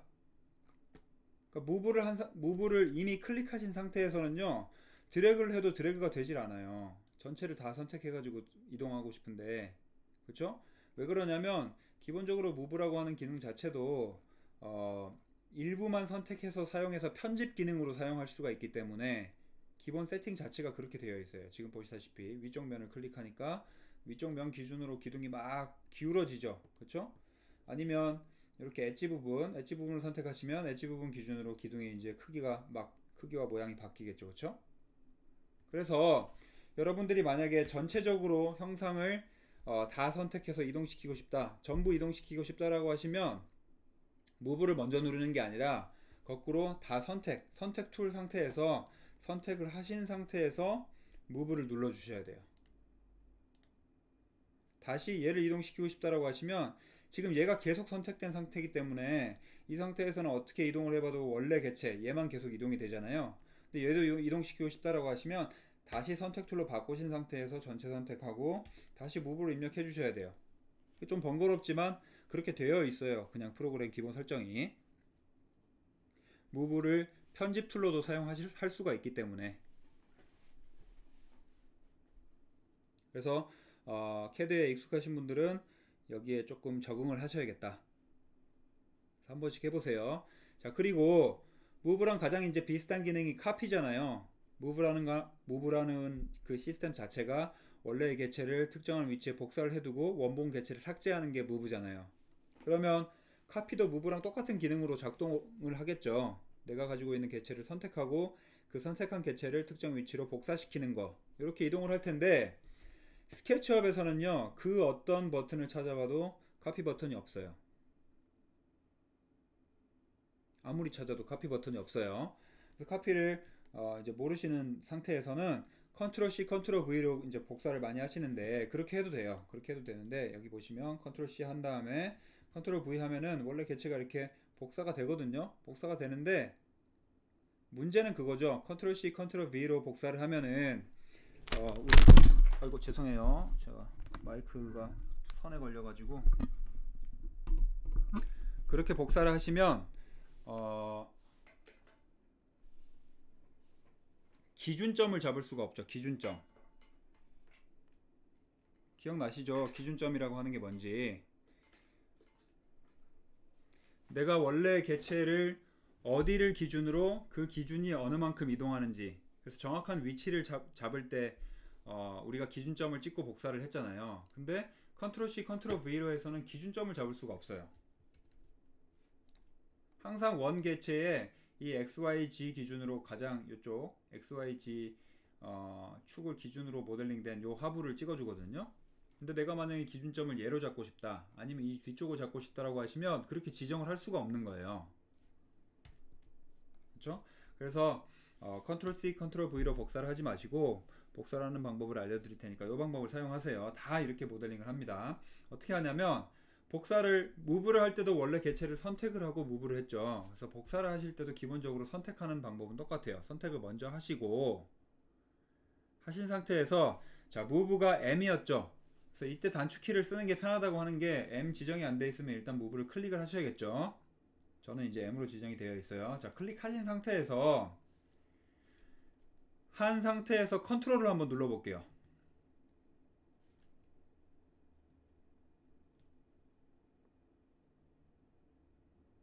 컨트롤 먼저 누르지 말고 죄송해요. 어떻게 하냐면 무브를 할 때 기준점을 찍고 이동을 시키잖아요. 이렇게 다시 여기를 기준으로 잡으면 기준점을 찍고 이동을 시키잖아요. 그래서 기준점을 찍는 것까지는 똑같아요. 그럼 다시 말씀드려서 자, 무브를 한 상태에서 기준점 요 뒤쪽을 찍어 볼게요. 기준점을 찍으신 상태에서 이동을 했었잖아요. 자, 이 기준점을 찍은 상태에서 컨트롤을 눌러 볼게요. 그러면 복사가 되죠. 그래서 왜 그런지는 모르겠어요. 왜 그런지는 모르겠는데 무브랑 카피가 원래 닮아있는 명령어긴 한데 기본적으로 스케치업에서 카피는 move 플러스 컨트롤 키 move 플러스 컨트롤 키로 지정이 되어 있다. 그래서 원하는 위치에 이제 클릭을 해주시면 되겠죠. 다시 한번 해볼까요? 자, move 컨트롤 먼저 찍고 기준점 클릭해도 상관없어요. 다시 말씀드리면 move 기준점 찍고 컨트롤 해도 되고요. move 컨트롤 누르신 상태에서 지금 move에서 컨트롤 누르면 move 키에서 이 오른쪽에 플러스 표시되어 있는 거 보이시죠? 그래서 이미 추가하겠다. 이동하는데 이동 개체를 추가하겠다. 곧 복사하겠다로 지정이 되어 있는 상태인 거예요. 플러스가 되어 있으면 이 상태에서 기준점을 찍으셔도 돼요. 순서는. 그리고 복사 다시 한 개 더 하겠다 하면 복사. 멀티카피가 기본 세팅은 아니에요. 멀티카피가.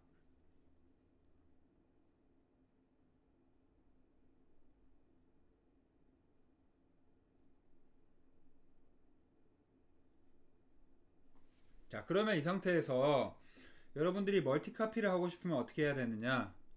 멀티카피를 하고 싶으면 예를 들어 내가 가지고 있는 기둥이 지금 200짜리 기둥이 높이가 4000이었잖아요. 기둥 간격 자체가 8000 간격으로 나는 딱딱딱 3개를 찍어야 된다. 그리고 위로도 딱딱딱 3개를 찍어야 된다. 그래서 이제 기둥 자체가 이제 격자로 짜여져 가지고 거기 안에서 설계를 할 거다라고 하시면 기둥을 여러 개를 복사를 해서 찍어야 되는데 할 때마다 무브 컨트롤 이동, 무브 컨트롤 이동 이렇게 하기 귀찮잖아요. 물론 이렇게 해도 되죠. 아까 제가 말씀드린 것처럼 선택하시고 무브 컨트롤 하신 다음에 아까 8000이라 그랬죠. 8000. 자, 그럼 이 상태에서 4000만 합시다. 눈에 잘 보이게. 4000. 자, 여기서 하나 더 복사하실 때 이 개체를 복사할 때 똑같은 간격으로 어떻게 복사하죠? 캐드에서 기준점 잡을 때 기준점을 여기로 잡았으면 됐죠. 그쵸? 여기를 기준으로 얘를 1로 이동시키면 되잖아요. 그러면 똑같은 간격이 되겠죠. 물론 이렇게 여러 번 하셔도 무방하죠. 이렇게 계속 하시면 되는데 번거롭잖아요. 방식 자체가. 그렇죠? 그래서 어떻게 하느냐? 멀티플 카피하는 법이에요. 자, 무브 컨트롤 하신 상태에서 기준점 찍고요. 일단 요 방향으로 갈 거죠. 요 방향으로 방향을 지정을 해주세요. 요 방향으로 고정이 됐죠. on red axis 이렇게 돼 있죠. 빨간색 축을 기준으로 갈 거다.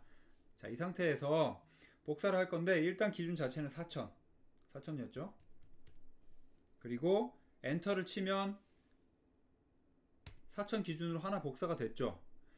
된 상태에서 아까 기둥을 총 3개를 복사하고 싶으니까 2개가 더 필요하잖아요. 그러니까 총 복사 개수가 3개잖아요. 그 상태에서 3개를 어떻게 복사를 하느냐? 곱셈 표시할 때 우리 별표 입력하죠. 곱셈 표시할 때 컴퓨터에서. 자, 지금 오른쪽 아래에 보시면 distance라고 되어 있는 여기 이 창에서 명령어를 입력하는 건데 명령어 창을 커서를 이동시켜서 입력할 수가 없어요. 내가 입력하는 것 자체가 무조건 여기에 입력이 되거든요. 여기에서 그냥 별표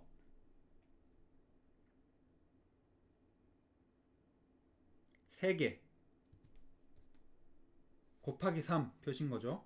하나, 둘, 세 개 복사할 거니까 간격은 미리 입력을 해둔 상태고 원개체 하나 복사하면서 거기서 곱하기 3 표시만 하고 엔터를 한번 쳐볼게요.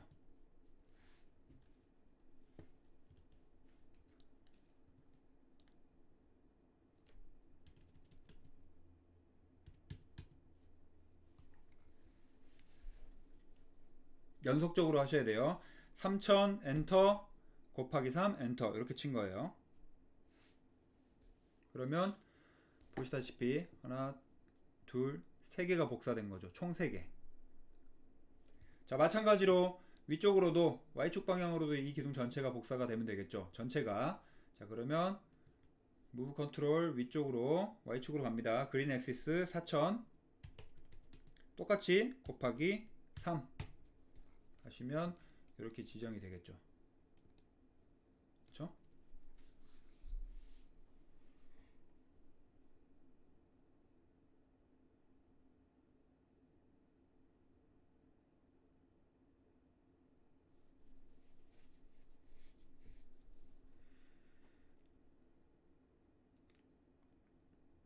굉장히 중요한 기능이니까 다들 해보세요. 자, 그 다음에 멀티플 카피가 두 가지의 옵션이 있는데 곱하기가 있으니까 나누기도 있겠죠. 곱하기가 있으니까.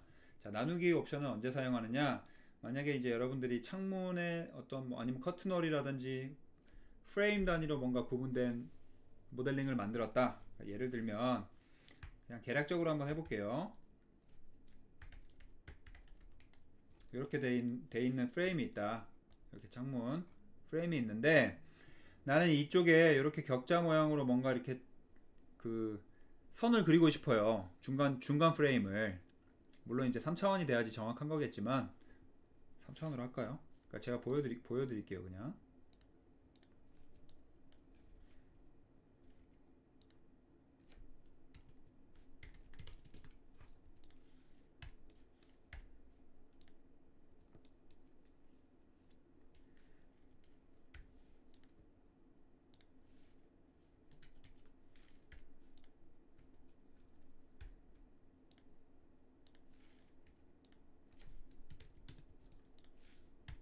자, 이 상태다.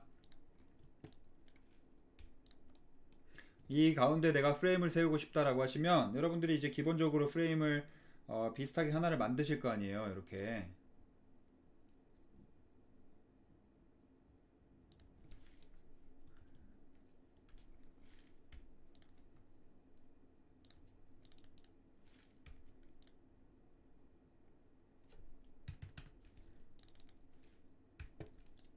자, 이렇게 됐다고 가정합시다.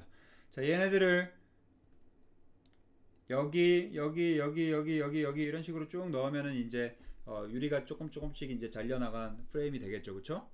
근데 내가 이거를 중심을 기준으로 항상 여러분들이 그냥 나는 중심점이 스냅이 먹으니까 나는 여기 중심을 이렇게 기준으로 반만 나누겠다라고 하시는 건 쉽죠. 근데 여기서 반의 반을 또 나눈다 그러면 여기에 기준선을 또 하나 그려놓고 또 얘를 복사해야 되고 여기도 기준선 그려놓고 복사해야 되고 또 쪼개겠다 하면 또 그려놓고 복사해야 되고 이렇게 귀찮잖아요. 그쵸? 그래서 이런 경우에 예를 들어 내가 가지고 있는 개체 자체를 이쪽으로 이동시킨 다음에 요거는 그냥 보세요. 여러분들은 다른 예시로 한번 따라 해볼게요. 자, 여기서 얘를 복사를 할 거예요. 어디로? 이 끝으로 복사를 할 건데 복사를 한 상태예요. 지금 두 개의 개체가 돼 있어요. 가운데를 몇 개로 채울 거냐? 가운데를 나는 여기를 나누기 5 하겠다 라고 하시면 지금 보시면 하나 둘셋넷 다섯 칸 됐죠. 그쵸? 만약에 여기서 내가 나누기 4를 하겠다라고 하시면 4칸, 나누기 8 하면 8칸. 이렇게 나누시고 여기서 출발해서 여기서 끝낸 이유는 요 간격을 똑같이 하기 위해서 요게 중복해서 그려진 거잖아요. 그럼 얘네들만 이제 삭제를 하시면 되겠죠. 이런 식으로 이제 모델링을 하시는 건데 여러분들 아직 그룹 기능을 배우지 않았기 때문에 다음 주에 할 거예요. 이게 막 떡져서 겹칠 거예요. 그래서 이거를 연습해 보시는데 어떻게 하냐면 그냥 선을 하나 그리세요. 선을 이렇게 선을 하나 그리시고 뉘어진 선을 그려야겠죠. 자, 이 선을 복사를 할 건데 복사를 해가지고 뭐 오른쪽으로 2000만큼 복사를 해볼게요. 2000만큼 복사를 하고 가운데를 이제 4칸을 나누겠다 라고 하시면 이제 어떻게 하면 된다 했죠? 나누기 4 라고 하시면 이렇게 되는 거겠죠. 수정하고 싶으실 때 명령 종료되지 않은 상태로 내가 간격 그냥 보고 싶을 때 있잖아요. 다시 그냥 나누기 8 치면 8칸 되고요. 나누기 2 하면 2칸 되고요. 얼마든지 중간중간에 변경시킬 수가 있어요. 이렇게. 근데 여기서 만약에 내가 다른 명령을 수행하잖아요. 다른 명령어 예를 들어 선택 툴이라든지 뭐 복사라든지 뭐 푸시라든지 다른 걸 누르는 순간 요 창이 사라지기 때문에 먹질 않아요. 그래서 간격을 여러분들이 눈으로 계속 좀 보고 싶다라고 하시면 그 명령어가 종료되지 않은 상황에서 계속적으로 좀 바꿔볼 수는 있겠죠. 이것도 반드시 한 번씩 해보시기 바랍니다. 자, 그 다음에 옵셋 기능, 아까 옵셋 우리 벽체 두께 줄 때 옵셋 써야 된다고 말씀드렸죠. 옵셋 기능 한번 해볼게요. 자, 렉탱글 툴로 사각형 그냥 자유롭게 한번 만들어 보시고 여기서 벽 두께를 줘야 된다 그랬죠. 똑같이 옵셋 기능이 여기 있어요. 자, 여기서 근처에 가져갔을 때 안쪽이든 바깥쪽이든 상관없어요. 안쪽으로 가든 바깥쪽으로 가든 상관없는데 여러분들이 원하시는 만큼 두께를 입력하셔도 되고 아니면 눈대중으로 보고 안쪽으로 일단 한번 해볼게요. 자, 그러면 어떻게 인식을 하느냐? 안쪽으로 선이 패곡선이 하나 더 그려졌기 때문에 안쪽에 있는 사각형과 안쪽과 바깥쪽에 있는 이 면 두 개를 따로 인식을 하게 되죠, 이제. 그쵸? 따로 인식을 하기 때문에 여러분들이 푸시풀 툴을 통해서 벽체의 두께를 줬을 때 원하시는 것만 두께를 이렇게 지정을 할 수가 있겠다. 안쪽에 있는 것도 뭐 삭제를 하시거나 따로 두께 지정을 할 수가 있겠죠. 그쵸?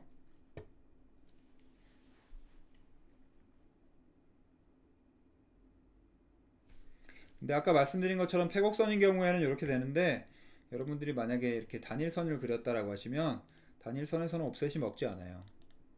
네, 옵셋이 필요한 기능이라고 생각을 하지 않기 때문에 단일선에서는 옵셋이 먹지 않습니다. 그래서 예를 들어 옵셋도 요런 것도 하나의 면이잖아요. 그쵸? 여기서 얼마만큼 내가 옵셋을 시켜가지고 하나 선을 또 따로 만들 수 있겠죠. 그 다음에 푸시풀 툴을 통해서 이 안쪽에 있는 면을 바깥쪽에 있는 그 개체를 인식을 하고 스냅핑이 먹는다 그랬잖아요. 요 두께 자체를 밖으로 빼내는 게 아니라 안쪽으로 빼낼 건데, 안쪽으로 빼내는 두께를 딱 요 벽 두께만큼만 여기 기준점을 여기로 지정을 해서 딱 뽑아내 버리면 이렇게 뚫려 버리겠죠. 그렇죠?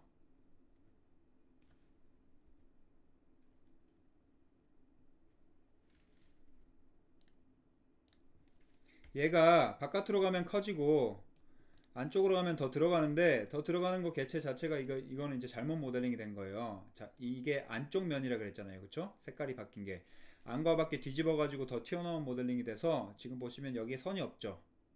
그쵸? 이렇게 모델링 되면 잘못된 모델링입니다. 이렇게 모델링 하시면 안 돼요. 그쵸? 면이 깨졌잖아요. 그쵸?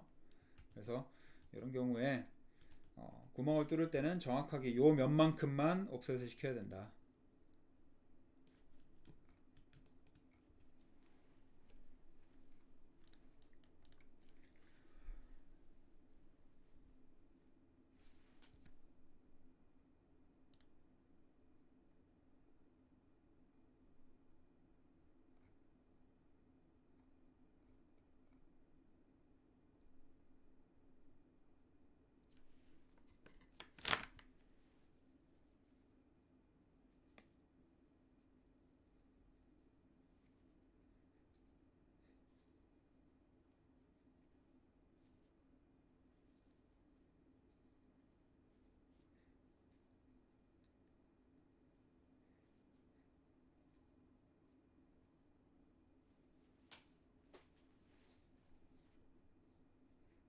됐죠? 자, 그 다음에 스케일, 축적 기능을 해볼 건데, 스케일 기능은 저는 이제 S로 바꿔놨어요. 여기 Scale and Stretch Selected Entities 이렇게 돼 있죠. 스케일을 스케일 기능으로 쓸 수도 있고 스트레치 기능으로 쓸 수도 있다라고 그러니까 말을 해주는 거예요. 스트레치는 우리가 창문 같은 거 폭 늘렸다 줄였다 할 때 캐드에서 활용을 했었죠. 그래서 그런 기능으로도 쓸 수 있다라는 건데, 어떤 방식인지 무슨 말인지 한번 해볼게요. 스케일도 마찬가지로 개체를 먼저 선택을 해두고 스케일 버튼을 누르시는 게 좋아요. 그래서 지금 이거 같은 경우는 선택 툴 된 상태에서 전체 개체를 선택을 하시고 그때 스케일 버튼을 한번 눌러 보시면, 자, 이렇게 박스 하나가 바깥쪽에 하나 더 그려질 텐데, 가지고 있는 박스들이 보면은 각 꼭지점, 그리고 엣지의 중심, 그리고 면의 중심, 이렇게 다 점이 찍혀 있을 거예요. 그래서 여러분들이 기준을 잡는데 X, Y, Z 방향으로 내가 진짜 전체적인 스케일을 늘리고 싶다라고 하시면 대각선에서 대각선 방향이 커져야겠죠. 그쵸? 그래서 대각선 어떤 지점을 내가 선택을 하려고 하면 대각선으로 이렇게 선이 하나 그어질 거예요. 이 상태에서는 전체적인 크기가 커지는 거예요. 자, 그럼 거꾸로 내가 X축 방향으로만 늘리고 싶다. 이게 스트레치 기능이었죠. 그럴 때는 어떻게 하면 되죠? 내가 가지고 있는 전체 사각형에서 X축 방향에 영향을 받는 거, X축 방향만 영향을 받는 게 뭐가 있어요? 얘죠. 요 가운데 있는 사각형. 그러면 얘 보면은 마우스를 가까이 가져가 보시면 요쪽 반대편에서 요쪽까지만 선이 그어지잖아요. 이 방향으로만 늘렀다 줄어들었다 하는 거예요. 물론 스케일적으로 창문 보시면 창문에 프레임이랑 폭이 바뀌는 걸 보실 수가 있죠. 그죠? 벽체의 두께도 바뀌고. 그래서 정확히 스트레치 기능이라고 볼 수는 없어요. 우리가 스트레치를 했을 때는 여기서부터 예를 들어 여기서부터 지정을 해서 스트레치를 바깥쪽으로 하면 요 두께는 변하지 않았잖아요. 요만큼만 이동을 했잖아요. 근데 그런 기능은 아니다. 스트레치 같은 기능이지 정확히 스트레치 기능은 아니다. 그래서 여러분들이 만약에 얘를 통해서 스트레치를 해버리면 벽 두께가 변경됐잖아요. 그럼 푸시풀 툴을 통해서 다시 벽 두께를 줄여주셔야 돼요. 이렇게 정확하게. 창틀도 마찬가지고. 그래서 이런 것들은 정확히 스트레치 기능이라고 할 수 없지만 유사 스트레치 기능으로 쓸 수는 있겠다. 자, 그러면 XY 또는 YG 또는 GX 두 개의 축만을 가지고도 또 변경시킬 수 있겠죠. 두 개의 축이 영향을 받는 건 뭐죠? 대각선 끝이 아니라 그냥 모서리 끝. 그렇죠? 요거는 XY 축으로 변하겠죠. 이렇게. 그렇죠? 만약에 비례를 유지시키고 싶다. 그러면 Shift를 누르신 상태에서 이렇게 하시면 돼요. 만약에 ZX로 내가 변화시키고 싶다라고 하시면 어떻게 하면 되죠? Z축 방향은 얘고 X축 방향은 얘잖아요. 요거잖아요. 요거.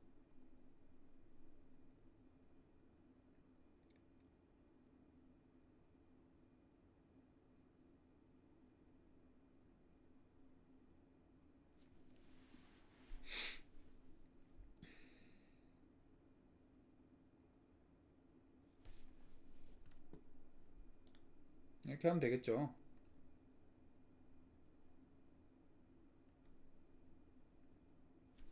그쵸? 거꾸로 Y축은 이렇게 하면 되고. 근데 일단 하나의 축 또는 두 개의 축을 고정시키는 순간 일부 스트레치가 되는데 그 스트레치가 말씀드린 것처럼 완벽하게 비례적으로 바꾸는 거기 때문에 완벽한 캐드처럼 스트레치 기능으로 볼 수는 없다. 그래서 잘 활용을 하셔야 된다. 정확하게. 아시겠죠? 그래서 그거를 했을 때 유용한 기능이 뭐냐? 이제 캐드에서 디스턴스 기능 기억나시죠? 디스턴스 거리를 측정했던 기능인데 스케치업에서는 테이프 메저 툴이라 그래가지고 여기 보시면 우리 줄자 있잖아요. 줄자 툴이라고 보시면 돼요. 테이프 메저 툴. 그래서 이 줄자 툴을 저는 디스턴스랑 똑같이 D로 바꿔놨어요. 이걸 왜 쓰냐면 D를 했을 때 이 벽 두께 클릭에서 클릭까지 그 두 번째 점은 클릭 안 하셔도 돼요. 이제 여러분들이 실수하시는 게 클릭하고 두 번째 점을 클릭하는 순간 어떻게 되냐면 여기 선이 하나 그려져요. 이 방향으로.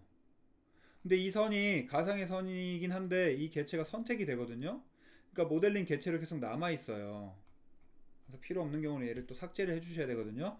그래서 테이프 메저 툴 쓰실 때는 두 번째 점은 클릭 안 하셔도 돼요.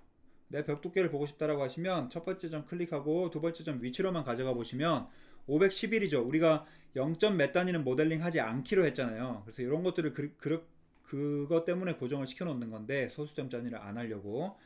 그럼 여기가 511이니까 내가 만약에 500의 두께의 벽을 그리는 게 맞았다라고 하면 어떻게 하면 되죠?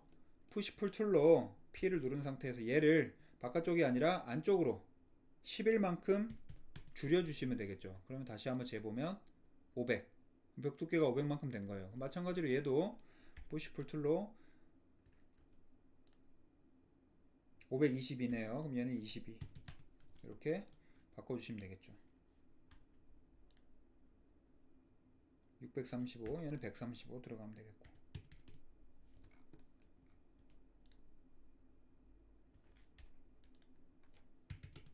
이런 식으로 조절을 하실 수가 있는 거예요. 그럼 벽 두께가 500짜리가 쭉 맞춰지겠죠. 그래서 약간 불완전한 기능이긴 한데 스케치업 자체가 이런 식으로밖에 할 수가 없기 때문에 하는 요령을 말씀드린 거예요. 요령을.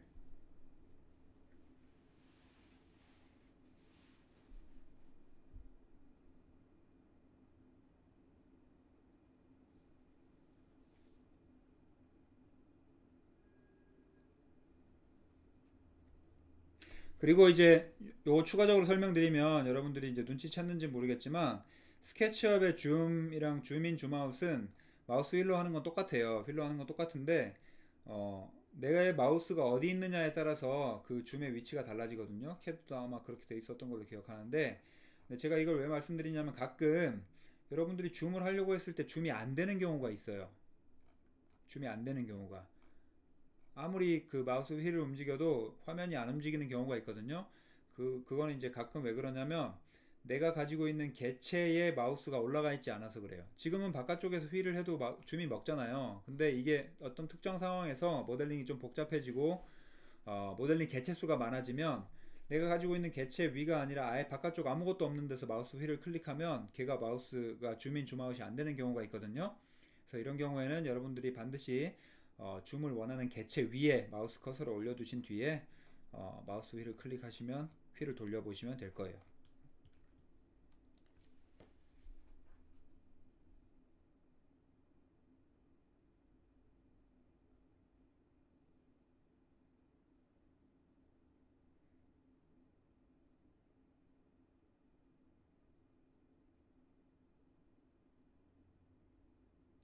자, 마지막으로 한 가지만 더 하고 오늘 수업 종료할게요. 다음 주에 이제 더 세부적인 사항들은 진행할 건데, 지금 제가 선을 그리는 법이랑 그 선을 통해서 푸시풀을 통해서 3차원 개체를 만드는 법, 그리고 응용하는 법들을 쭉 설명을 드렸는데, 실제로 여러분들이 지금 보시면 아시겠지만 스케치업에서 2D 드로잉을 하실 일은 없어요. 왜냐하면 불완전한 툴이기 때문에 여기 이 툴을 통해서 2차원의 드로잉을 한다는 게 굉장히 불편하거든요. 그러니까 도면을 그리기 위한 툴은 아니다.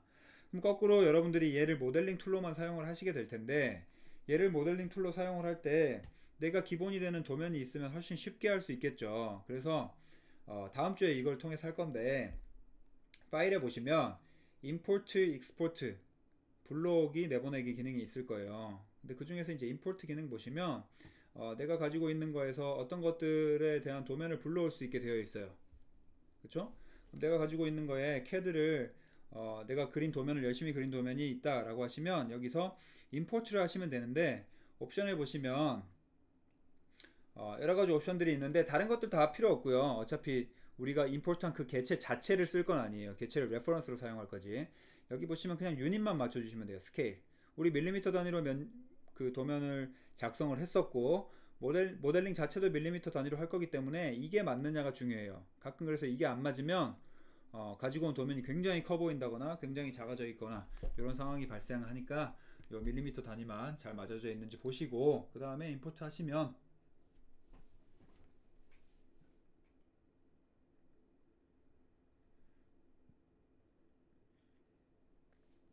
어떤 것들이 어떤 레이어를 가지고 블록인 몇 개고 이렇게 하는 게 불러와졌다 라고 하는 표시니까 뭐 다 읽어볼 필요는 없겠죠.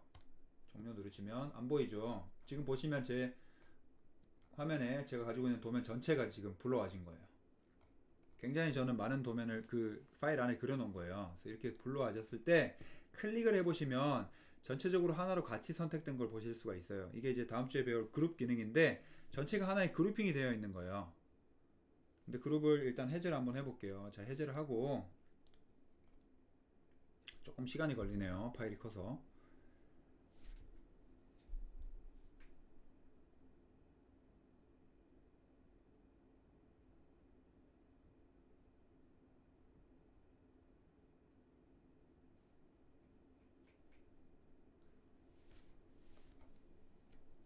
이렇게 오래 걸릴 건 아닌 것 같은데.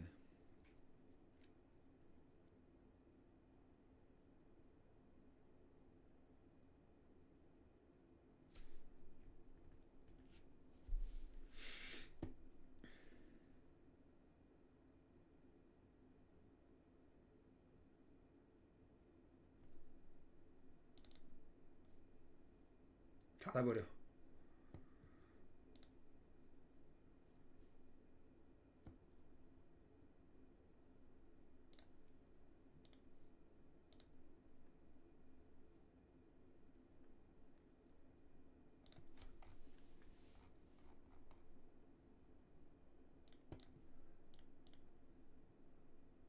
좀 작은 거 불러올게요.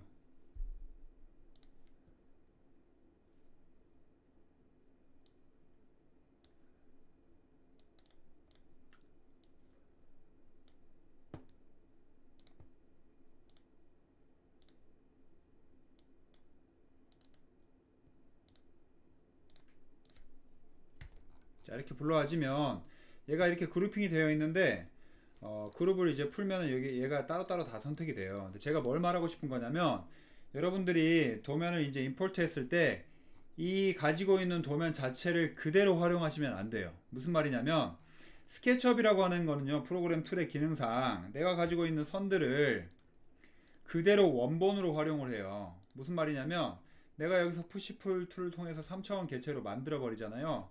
그러면 내가 원래 그렸던 2차원의 선들은 사라져 버려요. 아예 존재 자체가 없어지는 거예요. 묻혀버려요. 그래서 여러분들이 가지고 계신 불러오신 도면 자체를 드로잉 툴로서 사용해 버리면, 자, 만약에 벽체를 내가 모델링하기 위해서 이 벽체에 지금 속이 안 차 있죠. 속이 안 차 있으면 선 하나만 중복해서 그려주시면 이렇게 선이 차거든요. 그렇죠? 필요 없는 부분은 지워버리시고, 얘 선이 차 있죠. 그렇죠? 얘를 푸시풀 툴을 통해서 벽을 만들 수 있겠죠. 그렇죠? 근데 벽을 만들어 버리시면 이 원본의 개체가 변화해 버린 거예요. 이 선이 남아 있질 않아요. 그래서 여러분들이 만약에 얘를 수정하거나 이동하거나 하면 이 전체의 개체가 다 같이 선택이 되면서 모델링이 떡져 버려요. 그래서 여러분들이 반드시 다음 주에 다시 설명을 드리겠지만 그룹이 처음에 이렇게 돼서 들어왔을 텐데 이 그룹핑을 푸시면 안 되고 이 원본의 개체를 바탕으로 스케치업에서 따로 따라서 그려주셔야 돼요. 이렇게